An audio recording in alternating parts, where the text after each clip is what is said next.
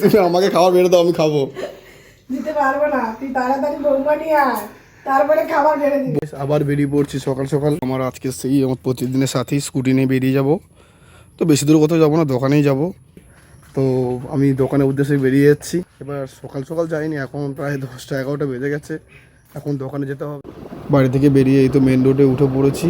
আর এত সারাদিন বৃষ্টি হচ্ছে, পুরো রাস্তাটাই ভিজে আছে।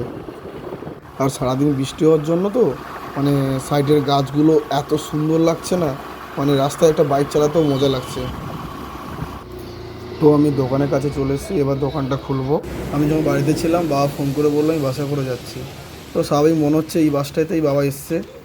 আমি বাসের কাছে যাওয়ার আগেই বাবা মালটা নামিয়ে নিয়েছে। আর আমার পাশের দোকানে একটা কাকু, উনি হচ্ছে মালটা মাথায় করে বাবাকে হেল্প করছে, দোকান থেকে নিয়ে এসছে। আর আমি পিছনে পিছনে যাচ্ছি। আর একটা কাকু বাবাকে কী সব বলে যাচ্ছে, আমি বুঝতেও পারছি না। দোকানে চলে এসেছি, বাবা মার্কেটিং করতে গেছিলো, মার্কেটিং করে এসছে। এবার বড় বড় বস্তা হয়েছে, একটা ছোটো বস্তা হয়েছিল, ওটা আমি নিতে দোকানে এসেছিলাম। বাবা বলছে চাবিটা নিয়ে আয়, ওটা দোকানে ঢুকিয়ে দেবো। তো দোকানে সব মাল গুছিয়ে দিয়ে এবার বাড়ির দিকে যাচ্ছি। তো আমরা বাড়িতে চলে এসেছি, আর একটু হলেই স্কুটির চাকাটা নিচে পড়ে যেত। বাড়িতে চলে এসেছি, আমার ঠাকুমা খাচ্ছে আর আমার মা খেতে দাঁড়িয়ে আছে। তুমি আমাকে খাবার বেড়ে দাও, আমি খাবো। দিতে পারবো না, তুই তাড়াতাড়ি বৌমা নিয়ে আয়, তারপরে খাবার বেড়ে দিবি। বৌমার সময় বৌমা আসবে, বৌমার সময় বৌমা আসবে। দেখছো মা আমাকে বিয়ের কথা বলছে, বাট বিয়ে তো বললে করা যায় না, তার জন্য একটা সময় আছে। তো নির্দিষ্ট সময়ে নিশ্চয়ই বিয়ে করা হবে। তুমি এখন ভাতটা বেড়ে দাও, তারপর আমি দেখছি কি করা যায়।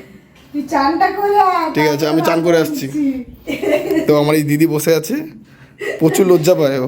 এটা আমার এডিটিং সেট আপ।